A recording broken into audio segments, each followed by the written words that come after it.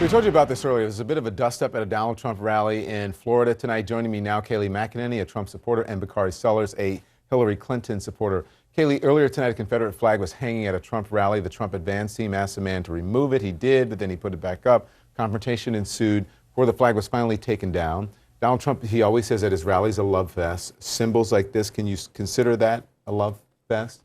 Hey, it's one person. You can't control everyone in the crowd. They did the right thing, telling him to take it down, and I think that's really the end of the story. We can't control everyone, but we can certainly try and request that the flag be taken down, which is exactly what they did. CNN caught up with the man who, at the rally, who brought the flag there, and he said he put it up because he thought Trump would approve. Here he is. I understand why they did, because most people in our country don't understand the full history behind the flag.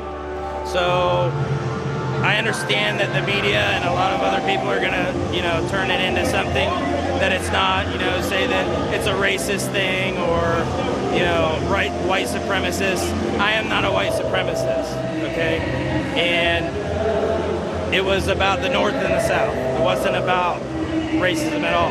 The North had African Americans fighting for them, and the South had them for them too. So for people to spin it in that direction is just completely false.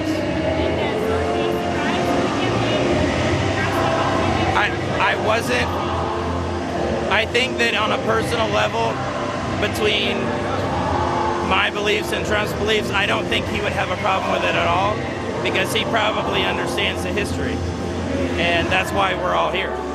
What's your reaction, Kayleigh? I think Brandon gave a logical explanation. I remember sitting at Harvard Law, and I had a black colleague of mine say to me, I'm from the South. I understand that most people it doesn't symbolize racism for. However, I understand that it does symbolize racism for a lot of other people. And because of that, it shouldn't be at a state capitol. It shouldn't be at a Trump rally. They did the right thing asking for it to be removed. But I certainly don't think Brandon's a racist for, having Southern pride, which is really what the flag has come to symbolize, but it is offensive to people and it has no place. Bakari, you and I were in South Carolina last year when that Confederate flag was taken down. Remember, we were standing there on TV, on CNN Live in Columbia. It's 2016. Did you ever think that you'd see a Confederate flag at a presidential rally? Well, I would always hope not, and I think that me and Kayleigh are probably going to have some conversations off air about what that flag means to so many of us.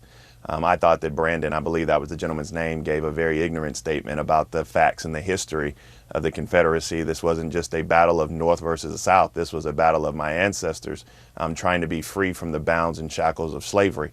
And I understand that ignorance is very pervasive, and I'm very appreciative, actually, of Donald Trump's advance staff taking the steps to try to get that symbol removed, because it is offensive to so many.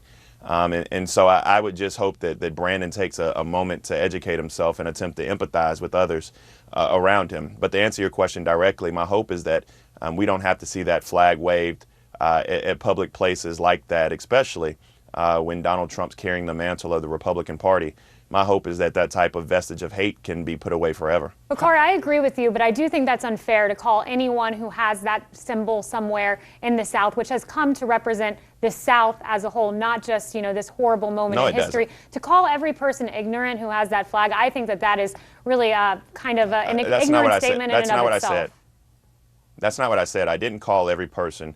I called Brandon ignorant for his quote-unquote history that he gave the American public about the history of the Confederacy, and the fact that the war was simply between the North and the South. That's not what that war was about. I think we all know that. So yes, that was ignorant. In fact, I know people who believe that flag represents some type of pride or heritage because their forefathers fought in that war.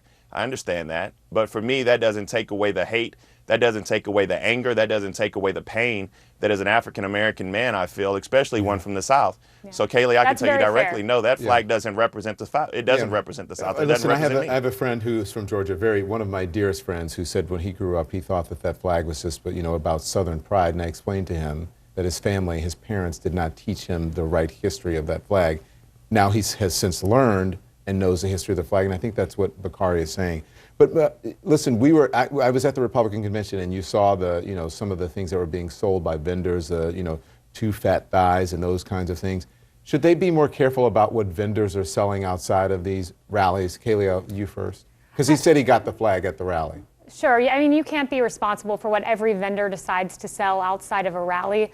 There were things at the Democratic convention I saw outside that I thought were less than becoming of the Democratic Absolutely, Party. So right. I definitely don't think you can control third-party vendors from exercising their right to sell things even that seem unseemly or unbecoming. Bakari? Well, I agree with Kaylee wholeheartedly. I mean, I don't think we can just go around and just have government or whomever going around patrolling people who are selling whatever outside the gates of those particular rallies or conventions. But what I can say is you have people like Rudy Giuliani who come on TV and who like to say that somehow Mateen's father, who was actually there just sitting behind Hillary Clinton, is drawn to Hillary Clinton for some unknown reason other than just being a face in the crowd. And I don't want to impugn this guy tonight waving that Confederate flag on Donald Trump. I don't believe that's fair. So I hope that Trump surrogates take the same approach and just don't impugn everyone who shows up as a rally as a part of their campaign as well. Okay, thank you. We'll be right back.